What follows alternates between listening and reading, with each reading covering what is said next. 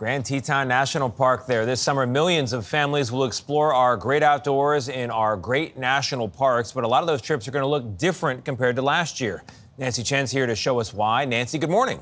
Hey, Tony, good morning to you. In 2024, the National Park Service reported a record-setting year, nearly 332 million visits. But this year, an advocacy group says federal staffing cuts and policy changes are likely to have some serious consequences for visitors. Each year, millions of visitors come to Maryland's Assateague Island to swim, camp, and catch a glimpse of this national park site's freely roaming horses. But this summer, families will also see this. Warnings, no lifeguards are on duty. Every day that we don't have a lifeguard here on the beach is putting every one of these swimmers, every one of our local residents, everybody that comes to visit Assateague Island in jeopardy. Zach Tyndall is the mayor of nearby Berlin. An amateur surfer and former paramedic, he says rip currents here are his main concern. When I came out here for calls, we relied on the rangers. We relied on the lifeguards. According to the National Parks Conservation Association, or NPCA, the park usually staffs about 13 lifeguards during the summer. And one nearby town says those lifeguards were responsible for 24 rescues last year. We asked the National Park Service about staffing, but they didn't directly respond to our questions, instead saying lifeguard shortages are a nationwide concern many communities are facing.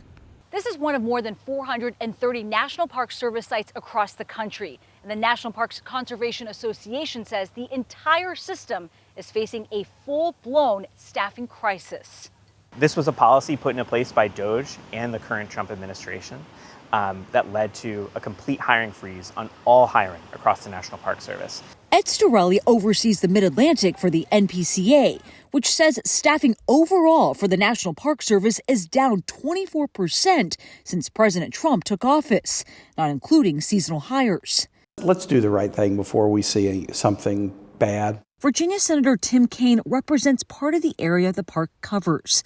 He says this goes beyond national parks, and only legislation can provide protection.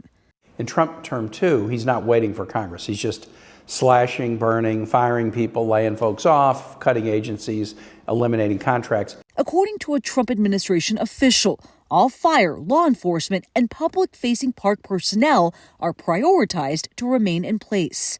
But these concerns go beyond Maryland. At the Grand Canyon, hikers are warned help could be delayed, in part because of limited staff. Across the country, the NPCA says visitors should expect longer lines to get inside popular parks, and also recommends planning ahead carefully with potentially limited cell reception. Do you think that public safety, even now, is already at risk? It's definitely going to be a different experience for many visitors this summer, and people need to be prepared, and they need to be vigilant and aware.